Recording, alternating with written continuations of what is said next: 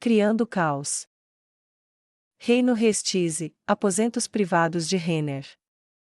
Renner sentou-se em silêncio enquanto a empregada servia chá para ela, seu irmão, o rei Zanak, e o marquês Raeven. Ela sorriu tão docemente quanto pôde, o que gelou bastante os dois homens, já que eles conheciam a verdadeira natureza da princesa dourada, mas silenciosamente eles se sentaram enquanto a empregada, que cada um deles sabia ser filha de uma casa nobre que fazia parte da facção nobre, fazia seu trabalho.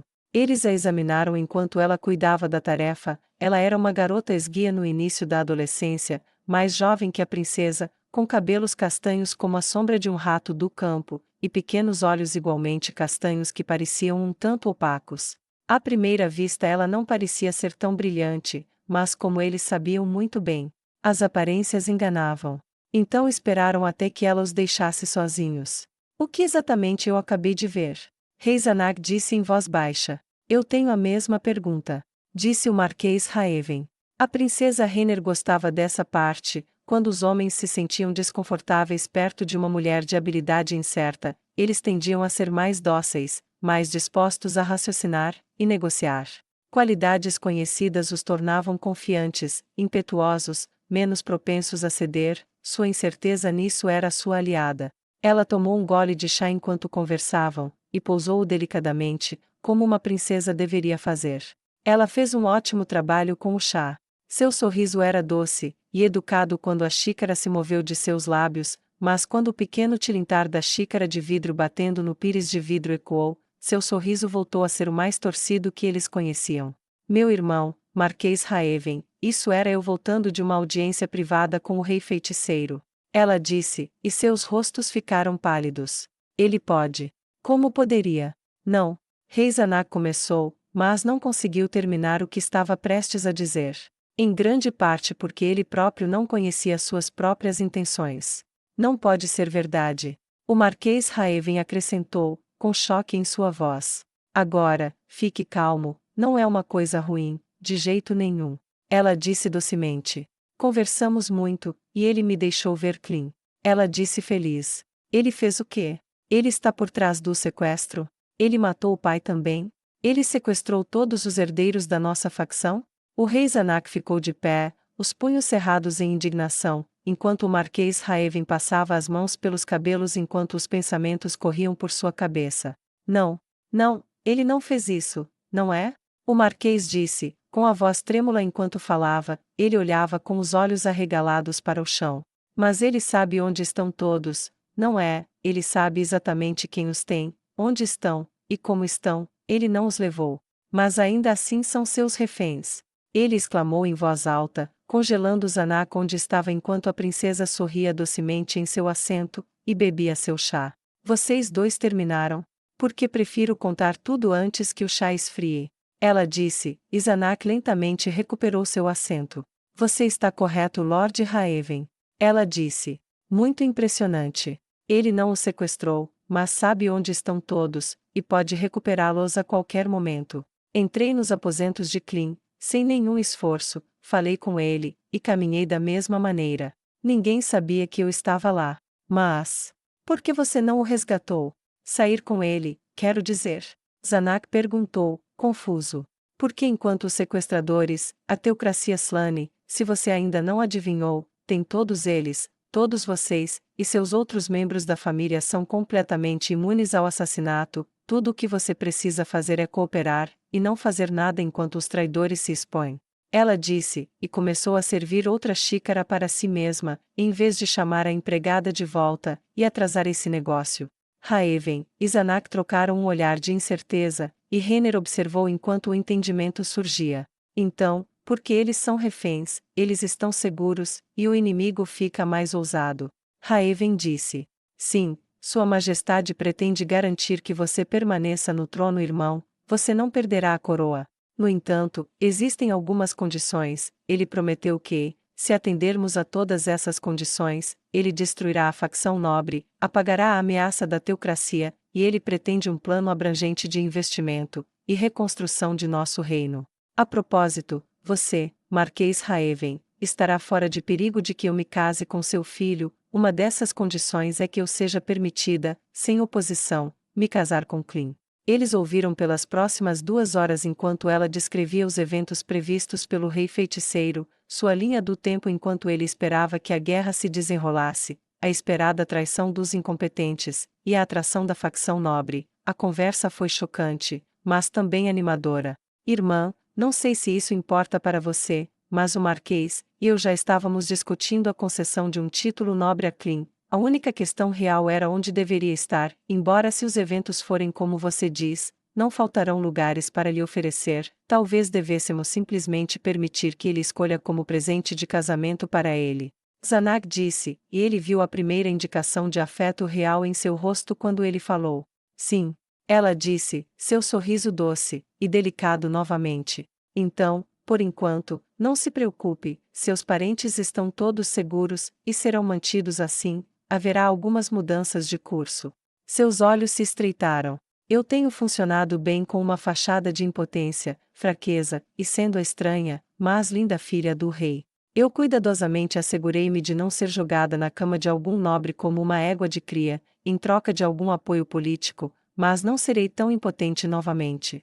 Eu nunca estarei em posição de ter que manobrar para sair de tal situação, em vez disso, vou garantir que estou em posição de que ninguém jamais pensaria em trazer isso à tona. Estamos claros? Sua Majestade. Marquês. Reiner perguntou. Quando foi isso? Zanak perguntou. Quando foi o quê? Reiner respondeu enquanto o doce sorriso substituiu sua expressão sombria. Quando você se juntou ao rei feiticeiro? Ele perguntou. Realmente? Ó irmão, você é tão engraçado. Ela deu uma risadinha idiota. Quando? Ele perguntou novamente, com mais força desta vez. Seus olhos se estreitaram. Você cresceu, rei Zanak. Em circunstâncias diferentes, você poderia ter superado o pai. A resposta é: anos atrás, embora ele tenha pedido pouco mais do que alertar sobre quaisquer ameaças a seus interesses. Esta é a primeira vez que ele me procurou para passar os termos para vocês. Agora, o que vocês dizem, senhores? Vocês aceitarão os termos dele? Eu os lembro antes de responder. A facção real não está na melhor posição para dizer não. Quando os nobres mais jovens e seus aliados nos forçarem a entrar na guerra, e a teocracia Slane estiver mantendo tantos reféns, se você não estiver do lado do rei feiticeiro, e você não estiver do lado dos nobres, você irá ser pego no meio, e esmagado entre os dois. Você obviamente não sobreviverá a isso. Portanto, você precisa decidir quais forças deseja enfrentar. Você quer lutar pelo rei feiticeiro, que garante suas vidas, trono, propriedades e futuro. Ou por alguns nobres idiotas com ilusões de grandeza que não prometem nada a você, nada podem oferecer a você, e irão decapitá-lo quando estiver tudo acabado, se você sobreviver tanto tempo. Não foi nenhuma pergunta. O rei e o marquês trocaram um olhar e disseram: o rei feiticeiro. Reiner sorriu brilhantemente e serviu mais chá, e explicou que eles precisavam organizar um baile, e eles concordaram com a cabeça enquanto ouviam sua explicação. Quando eles consentiram, ela teve certeza de ter ganho uma recompensa de seu verdadeiro senhor, e ela começou a soltar suas gargalhadas loucas, gelando-os até os ossos, e enchendo seus corações de pena pelo menino, Clem. Grupo de invasão da Justiça Negra, a noroeste da cidade morta de Vemark. Neia, Skana e Cese cavalgavam em cavalos mortos-vivos à frente de sua unidade de invasores. Entre eles, e os mineiros de sangue, havia 150 no total. Este não era o número total, outros escoltaram mais refugiados para o leste, enquanto outros saíram para invadir fazendas em busca de comida e outros bens necessários. Essas eram as tarefas fáceis, que um bando de caçadores mal equipados ainda poderia realizar se pegassem seus alvos de surpresa. Suas ordens eram simples: iniciar incêndios em todos os lugares. Quando Remédios finalmente desistisse das ruínas de Vemark, Neia queria que ela perseguisse sombras, sem encontrar nada. Enquanto isso, Neia, Skana, Cese e a maioria das elites remanescentes da Justiça Negra aproveitaram sua mobilidade para invadir pequenos complexos de mineração e libertar cativos. Embora eles cavalgassem em silêncio por um tempo, não poderia durar, e eventualmente, Cese se virou para Neia e disse: desculpe. Neia balançou a cabeça. Não, você estava tentando ajudar. E ela sorriu para a empregada demônio para mostrar que estava tudo bem. Bonitinho.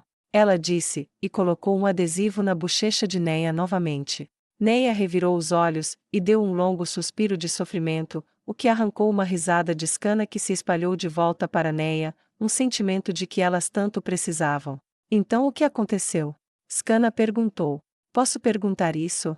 Neia virou a cabeça de volta para a estrada à sua frente. O rei feiticeiro. Bem, ele me deu uma conversa, ele me contou coisas. Eu realmente não consigo explicar. Olha, eu realmente não sei como dizer isso de uma forma que faça sentido, mas ele me descreveu como tendo uma ferida invisível, e que precisava ser tratada. Eu realmente não entendo tudo, mas sei que não preciso pensar que sou fraca por sentir o que eu senti, por querer ajuda, precisar de ajuda. Neia não olhou para elas, mas elas olharam para ela. Eu sei que não tenho nada do que me envergonhar, embora eu ache que isso não pare os sentimentos que tive, esses são os riscos que escolhi aceitar, e essas feridas invisíveis em minha mente, são coisas com que eu tenho que viver. Seu encorajamento me deixou desabafar muito, e sua casa, tão tranquila. Eu não queria ir embora, mas tenho trabalho a fazer. Não posso parar com isso, mas sabendo o que há de errado, eu posso, pelo menos por enquanto, lidar com isso. Ela balançou a cabeça, balançando seu cabelo agora um pouco mais longo de uma forma que poderia parecer brincalhona na parte de trás. Mas vou precisar de sua ajuda e apoio, não posso fazer isso sozinha. Lutamos juntas por muito tempo, nós três, acho que você poderia dizer que só vou precisar que você cuide de mim enquanto tento melhorar. Ceze assentiu. Irmã de guerra. Ela disse sem rodeios. Neia sorriu um pouco fracamente. Se eu te ajudo a andar quando você é ferida por uma flecha no joelho, bem, que tipo de companheira eu seria se não te ajudasse quando você tivesse um ferimento na cabeça? Ela perguntou retoricamente. Neia engoliu em seco, e segurou as lágrimas. Eu não poderia pedir algo melhor do que o que tenho agora. Ela disse. Mas falando nisso, como você acha que Tinamo que está se saindo? Ele saiu mais cedo do que nós, mas não ouvi nem ouvi falar dele.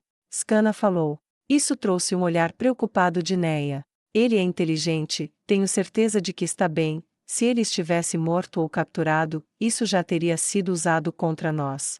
Ele provavelmente apenas pegou o longo caminho tortuoso para chegar em segurança. Ceze não disse nada, e qualquer coisa que ela pudesse ter dito foi interrompida pelo retorno de um batedor.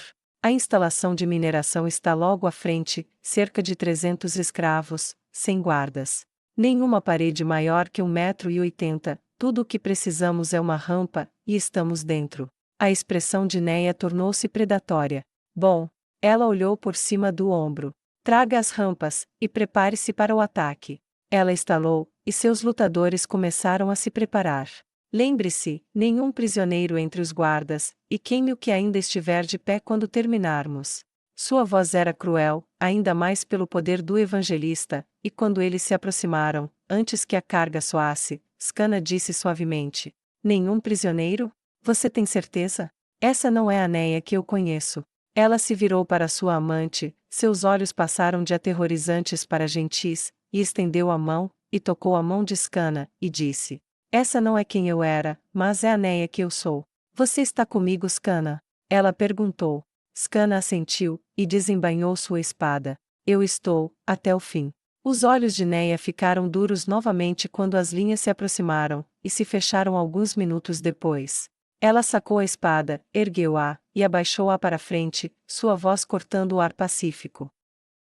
Oburns, corte do reino sagrado de Roble. O novo rei Astraca estava de bom humor, apesar de tudo, o conselho havia votado uniformemente para colocar ele no cargo. A morte de Andor era de pouca importância, ele não gostava muito do homem de qualquer maneira. E a justiça negra era a culpada. A extensão formal de um pedido de ajuda da teocracia foi respondida positivamente, e a população de hereges da capital caiu consideravelmente à medida que as penalidades aumentavam em severidade, e os estatutos criminais se expandiam para criar coisas para considerá-los culpados. Mas ele ficou praticamente tonto quando recebeu a notícia de que Vemark era uma ruína fumegante.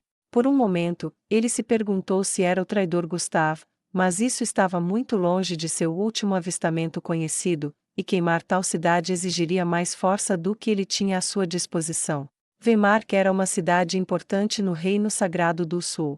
Ele respondeu a isso com ainda mais leis, despojando os padres de seu status se fossem considerados como tendo simpatias heréticas, e até mesmo proibindo a formação de qualquer ordem sacerdotal sem a aprovação da coroa. Os membros da Justiça Negra responderam disfarçando seus sacerdotes, e permanecendo móveis. E também perigosos, mais de um paladino foi abatido, e foi isso que lhe deu motivo para declarar uma emergência nacional por causa da rebelião. Sentado em seu trono, ele ria das petições entregues a ele por sacerdotes blasfemos de uma divindade morta-viva. Era bom rir, ele rasgava suas petições na frente deles, e às vezes os prendia por heresia, outras vezes ele os deixava voltar para contar ao seu povo o que aconteceu. Mas essa rejeição arrogante mudou quando o velho veio ao tribunal chamando a si mesmo de embaixador do reino feiticeiro. Então, o que os mortos-vivos querem com o meu reino? Ele perguntou condescendentemente. O homem parecia bom o suficiente, digno, de costas retas, a imagem de um criado perfeito, mais um mordomo do que um embaixador, mas ele iria ouvi-lo de qualquer maneira. O rei feiticeiro envia 3 mensagens para você, rei Astraca. Apenas 2, no entanto, devem ser lidas em voz alta. Como você responde à primeira vai determinar qual das outras 2 é dada a seguir. O embaixador tipo mordomo disse formalmente. Astraca acariciou sua barba, e então acenou com a cabeça. Muito bem, diga. O embaixador tirou um documento do bolso do paletó, e o leu. O silêncio caiu sobre o tribunal. As unidades militares estrangeiras, e agentes acompanhantes operando com permissão da coroa devem ser retiradas, aqueles que seguem minhas crenças devem ser libertados da prisão, e leis persecutórias criadas exclusivamente para puni-los por suas crenças, e toda escravização de elfos, e outros seres inteligentes deve ser rescindido, e os responsáveis por esses crimes contra a civilização devem ser punidos. Alternativamente, todos aqueles que desejam praticar sua fé, e estão dispostos a deixar sua nação para fazê-lo, devem receber um valor justo por quaisquer casas ou outras propriedades deixadas para trás, e devem ter permissão para emigrar para minha nação, caso em que eu deveria ser compensado por todas as cidades patrocinadas pelo reino feiticeiro até este momento. Quando ele terminou de ler, Sebas devolveu o documento para outro bolso, e olhou para o rei Astraca, esperando sua resposta. Ele percebeu. Risadas, Astraca estava rindo. Absolutamente não. O rei desta nação é o único a fazer leis para ela. Nem permitiremos que nossos cidadãos saiam simplesmente para fazer um novo exército contra nós, eles permanecerão, os prisioneiros permanecerão. Se alguém tentar sair, eles perdem suas propriedades por nada. Eu recuso todos os comandos de sua nação. Matar um demônio miserável não é motivo para lhe dar tal influência. Muito bem. Segunda resposta então. Sebas disse, e tirou a outra carta. Então você recusou, pena. Então também exigimos a restauração imediata da rainha Calca ao trono. Ela foi injustamente privada dele pela morte a serviço de sua nação, e a recusa de seu renascimento pelas autoridades religiosas. Eu, o rei feiticeiro, ressuscitei a rainha à vida, e ela deve ser restaurada ao trono imediatamente. Se ela não for, então com o propósito de restaurar a ela seu lugar de direito, e outras razões pertencentes aos crimes contra a dignidade de vidas inteligentes, o rei feiticeiro considerará isso uma declaração de guerra. Você poderia ter ouvido um alfinete cair no tribunal de Oburns. Astraca foi o primeiro a falar. A rainha Calca está morta. Ele se levantou indignado. Ela não pode governar. Não ficou claro. Meu senhor recuperou o suficiente de seu corpo para reanimá-la, usando um feitiço de 9º nível. Ela vive novamente, e porque meu mestre sabia que você duvidaria de suas palavras. Ele guardou o documento anterior, e pegou o outro, ergueu-o, e abriu-o.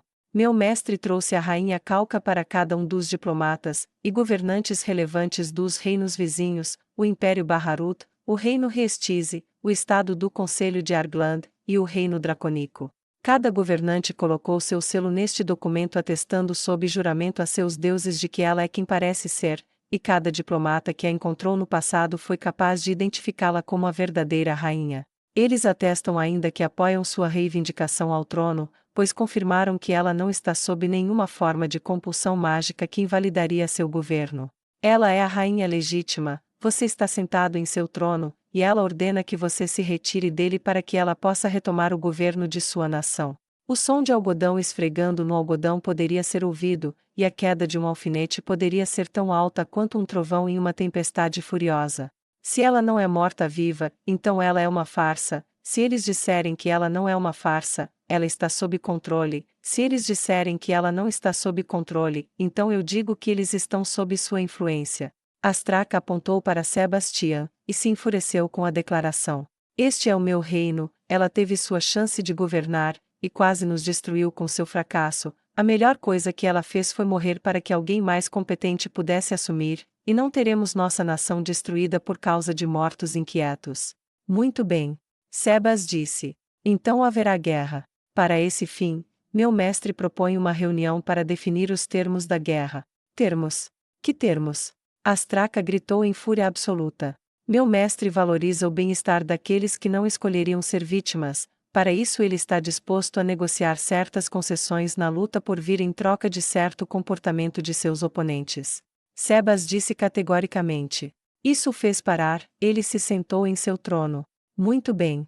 Propomos uma reunião em 30 dias em um local neutro a ser determinado. Rei Astraca disse, fúria ainda fervendo em seus olhos. Eu sugiro o reino dracônico. Sebas disse. Eles têm laços amigáveis com cada nação, e não favorecem nenhuma delas. Foi uma resposta rápida, e Astraca estreitou os olhos. Foi rápido demais, eles sabiam que isso iria acontecer dessa maneira, ainda assim foi uma boa escolha. Muito bem. O rei respondeu. Nos veremos então. Ele retrucou. Agora saia. Sebas curvou-se educadamente, e saiu da sala do trono, resultando em uma agitação de atividades e comunicações para a teocracia Slane. Camimiaco, Câmara do Conselho, 3 dias após a declaração de guerra. Podemos vencer? Perguntou Berenice. É tarde demais para perguntar isso agora, eu acho. Raymond disse secamente. Eu digo que está na hora de levarmos a luta até os mortos-vivos. Dominique respondeu bruscamente. Prefiro apenas lutas que podemos vencer.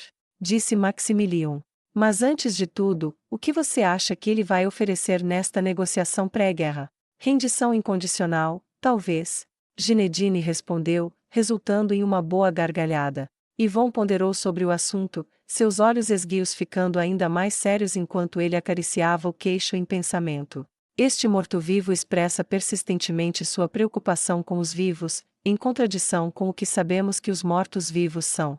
Este morto-vivo tem um poder tremendo, mas ele segue as normas da diplomacia em vez de simplesmente ignorá-las. Ele também é extraordinariamente inteligente, pode ser que ele pretenda negociar o uso de certas armas. Absolutamente não. Dominique estalou. Calma, Dominique. Raymond disse com uma medida de exaustão, o temperamento do homem estava realmente além da resistência de um santo. Ninguém concordou com nada, mas compareceremos a esta reunião, e esperamos pegá-lo desprevenido com nossa presença. Talvez se ele vir uma frente unida, prefira negociar uma paz favorável a nós em vez de arriscar uma guerra.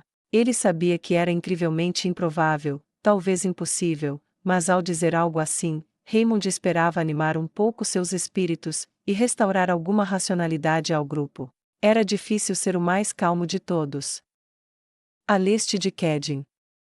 Gustave Montagne estava de pé sobre o corpo de um paladino que ele mesmo acabará de matar, e esse não foi o único. Seus homens e mulheres terminaram de acabar com outro bando de caçadores de hereges. Desde que ele se autodenominou oficialmente traidor e pária pelo perdão de remédios, tudo mudou. Novas leis chegaram aos seus ouvidos, havia vagões de prisão para invadir em grande número, e caçadores de hereges se moviam abertamente. A justiça negra lutou, e ele com eles, e eles não deveriam ser levados levianamente. Também havia muitos aventureiros com os quais lutar, os do reino feiticeiro foram rápidos em aceitar seu pagamento, e continuar a operar em particular, mas agora eles estavam em más condições com o governo local, e isso tornava a comunicação e o reabastecimento mais difíceis. Mas tudo isso estava sendo superado agora que ele acabou com o último caçador de hereges. Eles tinham armas em punho, puxadas pelo som da luta, mas quando viram o estandarte de Gustave, embainharam seus armamentos e se aproximaram. Gustave limpou o sangue de sua lâmina e a embainhou por sua vez, e quando ele se aproximou ele estendeu a mão, e Laquius a pegou alegremente. Eu não esperava ver você. Ele disse com um sorriso. Ouvi dizer que o rei despediu você. Laquius ofereceu um sorriso de retorno. Fomos demitidas, mas o rei feiticeiro decidiu nos contratar para continuar protegendo seu povo, ele até se ofereceu para nos contratar para ajudar seu exército. Você está trabalhando para ele? Ele perguntou. Depois das planícies Katze, o rosto de Laquius estava um pouco em conflito. Nosso pensamento sobre este assunto evoluiu. Por enquanto estamos contentes em fazer nossa parte para proteger as pessoas aqui. Tendo conhecido Sua Majestade, porém, estou além de impressionada com ele. Admito, o pensamento de trabalhar para ele mais diretamente passou por todas as nossas mentes. Aquilo pegou Gustave de surpresa, mas se ele tinha algo negativo a dizer sobre o assunto, não falou em voz alta. Bem, é bom o suficiente que você está aqui. Presumo que a notícia chegou até você sobre remédios. Ele perguntou. Elas deram acenos infelizes. Ela foi perdoada, restaurada ao seu cargo, e ouvi falar do que ela tem feito no Sul, mas o mais importante é que vimos em primeira mão o que ela se tornou, nós a vimos. Estivemos no Sul recentemente. Laquius disse, e os olhos de Gustave se arregalaram de surpresa. O que você quer dizer? Ele perguntou suavemente. Você já ouviu falar de Wehrmacht? Ela perguntou. Sim. Ele disse com uma expressão sombria. Não existe mais. Laquius disse sem rodeios. O que aconteceu? Ele perguntou em voz baixa. Laquius, e o resto da Rosa Azul começaram a informá-lo sobre os eventos da cidade morta, os horrores que encontraram, a tentativa de fuga fracassada liderada por Neia, a maneira como Remédios havia matado escravos em fuga como se estivessem derrubando cães selvagens. Gustave levou isso especialmente a sério, ele se sentou, e olhou para o chão balançando a cabeça. Laquius tocou seu ombro. Eu sei, quem pensou que ela se transformaria nisso? Mas não é sua culpa. É sim. Ele disse suavemente. Você sabe como ela foi presa, qual foi a sentença dela? Perguntou Gustave. Ouvimos histórias sobre isso. Acrescentou Evilei. Eu a ajudei a escapar, eu tive ajuda adicional também, ateando alguns incêndios, distraindo alguns guardas, mas eu a libertei, ela, e a maior parte de sua comitiva principal. Eu não queria isso, não vi isso surgindo como resultado. Eu estava apenas sendo leal ao meu comandante, aquele com quem sangrei, lutei, e arrisquei tudo ao lado. Eu só não queria que ela morresse daquele jeito, pensei que ela escaparia, e... Eu não sei o que eu pensei que ela ia fazer, mas não isso. Ele disse suavemente. Nunca isso. Laquius ficou surpresa, chocada, mas também entendeu. Vou ser franca, dado o que ela fez, não ficarei surpresa se o rei feiticeiro pretender responsabilizá-lo pela liberdade dela. Gustave só pôde acenar com a cabeça. Não posso negar. Se for preciso, aceitarei o julgamento, escolhi salvá-la, então tenho alguma responsabilidade pelo menos, pelo que ela faz com a vida que ela tem de volta. Minha única defesa seria que isso foi feito por lealdade a um camarada precioso, e que eu não sabia o que ela havia se tornado. A única coisa que vale a pena é uma morte rápida em oposição a uma lenta. Vou me entregar quando tudo estiver dito e feito. Foi um momento estranho, que Laquius terminou perguntando. O que você está fazendo agora? Fomos encarregados de caçar remédios, depois fomos encarregados de recompensá-la, abandonamos essa tarefa e... Ele se agachou, e começou a desenhar na terra com o dedo. Estamos fazendo um circuito desde nosso tempo em Kedin, reconstruindo nossa força e números, estávamos planejando fazer um amplo loop, e pegar voluntários enquanto nos movíamos em direção à fronteira, com uma parada final em Prarte, e depois nos mover para o sul para enfrentar Remédios diretamente. Você estava planejando passar por Kedin? Laquius perguntou. Eu estava, é minha última parada nesta parte do país antes da marcha direta para Prarte, estamos indo para os lugares onde tínhamos mais chances de encontrar voluntários. Tem sido difícil, no entanto, agora estamos sendo caçados, então temos que evitar patrulhas, e outros que nos derrubariam. Kedin está bem perto agora, é por isso que você nos encontrou. Depois de nosso tempo em Wehrmacht, visitamos o reino do rei feiticeiro, e ele nos mandou de volta aqui a nosso pedido, oferecendo-se para pagar por este serviço contínuo, e fazer de nós, se quiséssemos, parte de um de seus exércitos. Você terá um porto seguro em Kedin, pelo menos por enquanto, e poderá partir de lá depois de alguns dias. Tenho certeza de que terá muitos voluntários. Ela disse encorajadoramente. Vamos sair para as aldeias e cidades vizinhas e pedir voluntários para você. Temos que visitar esses lugares de qualquer maneira, e você pode ganhar pelo menos algum tempo de recreação antes de seguir em frente. Lacuse ofereceu generosamente. Gustave não precisou pensar muito antes de aceitar, e eles montaram em cavalos e começaram a cavalgar de volta para Kedin mais uma vez. Reino Dracônico, Corte Real. Então o rei feiticeiro quer que nossa nação hospede as negociações pré-guerra? A rainha perguntou. Ele quer, Sua Majestade. Vermilion disse educadamente. Eu não estou prestes a objetar. Ela respondeu. Neutra ou não, dificilmente estou em posição de recusar educadamente, e mais do que isso, realmente quero ver o que acontece de perto. Os nobres que estavam ao redor da corte pareciam muito pequenos para ela naquele momento, preocupações mesquinhas sobre casamentos, e comércio, e baixa política. Agora ela descobriu que sua nação estava prestes a ser, pelo menos por um tempo, o centro de poder para o mundo, quando os líderes das grandes potências mundiais se reuniriam. Em particular, ela se preparou para contratar alguns artistas como observadores. O momento seria capturado para sempre, e ela o queria imortalizado. Mensagens chegaram nos próximos dias como o Império Baharut, o Reino Restize, a Teocracia Slane, o Conselho de Argland, e o Reino Sagrado de Roble, declarando sua presença, e seus propósitos eram declarar oficialmente seus status na guerra por vir. Não havia palavras pedindo paz naquelas mensagens, era tarde demais para isso. Os preparativos foram extensos, o Reino Dracônico, apesar do espaço para respirar que receberam, sofreu muito, e estava com poucos recursos. No entanto, quando se tratava de aparências de Estado, ela não podia parecer uma nação fracassada, portanto, eles extraíam o melhor de tudo, os melhores cozinheiros eram levados à capital, as melhores carnes eram selecionadas, os melhores vinhos, elaborados diretamente do armazenamento da própria rainha dracônica, tudo tinha que correr perfeitamente. Um império podia ser conquistado no jantar, um trono perdido sobre o vinho, nisso a política era a guerra, e os banquetes eram a linha de frente onde as nações nasciam e morriam em um único momento. Seus nobres eram de uma linha um pouco mais resistente do que muitas outras nações poderiam dizer, eles tinham que ser. A ameaça dos homens-fera estava tão presente que poucos podiam esquecê-la por muito tempo, e embora sua nação produzisse sua parcela de inúteis almofadinhas, também era justo dizer que ela tinha um número acima da média de pragmáticos. Embora suas preocupações muitas vezes fossem mesquinhas e pessoais, eles não perderiam de vista a importância de apresentar uma boa cara aos vizinhos.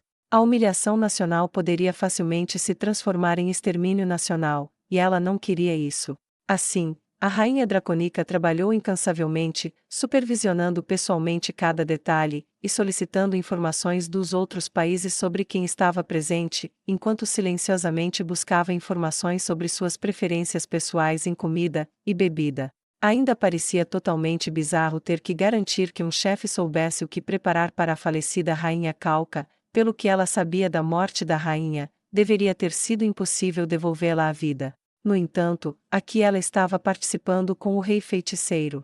Poder sobre a vida e a morte assim.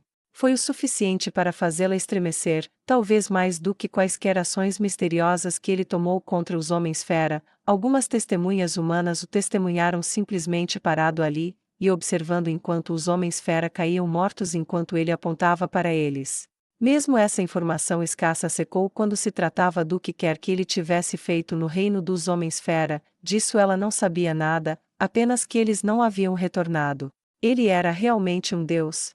Era um pensamento perturbador que ocupava suas noites antes de dormir, e ocupava seus dias enquanto ela colocava a administração do reino nas mãos de Vermilion, enquanto ela mesma continuava a supervisionar a reunião mais importante que ela pensou que veria em sua vida. Foi tudo tão furtivo e rápido que os dias e as noites passaram como horas, e as carruagens começaram a chegar. Ela ordenou que as ruas fossem completamente desobstruídas, e de seu palácio ela podia ver o avanço. Os portões foram abertos, e por uma magnífica carruagem passou. Elas eram fáceis de reconhecer.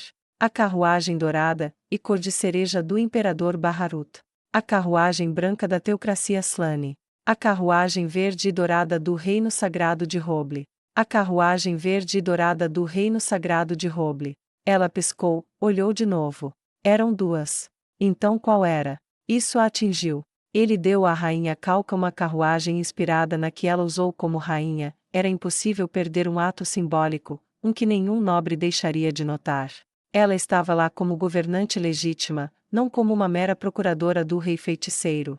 O rei Astraca não gostaria disso, mas era um sinal claro para os aliados do rei feiticeiro de que eles não estavam simplesmente lutando para expandir seu poder. Ele realmente é brilhante. Ela disse suavemente. Atrás dela veio a carruagem do reino Restize, madeira envelhecida, prata e ouro. Seu amor cultural por sua herança e história profunda influenciou as escolhas de design de maneiras óbvias. Argland, a carruagem deles tinha escamas esculpidas por toda parte, refletivas e brilhantes, era muito bonita ou muito espalhafatosa, dependendo de para quem você perguntasse. O reino dos elfos, rodas de cor verde, e uma madeira de cor suave que quase parecia latão, decorada com árvores pintadas de branco, e galhos ao redor. Finalmente, o preto do rei feiticeiro, era uma cor de ônix simples, esculpida em algum tipo desconhecido de madeira, com rodas douradas, ornamentadas e atraentes. Era impossível não ficar impressionado com o fino artesanato. Mas o mais impressionante era que era puxada por cavalos mortos-vivos. Ela observou enquanto as carruagens andavam lentamente pelas ruas sinuosas, aproximando-se cada vez mais de seu palácio. Ela sentiu sua respiração acelerar com algum nervosismo crescendo dentro dela. Por todos os deuses, ela queria desesperadamente uma bebida.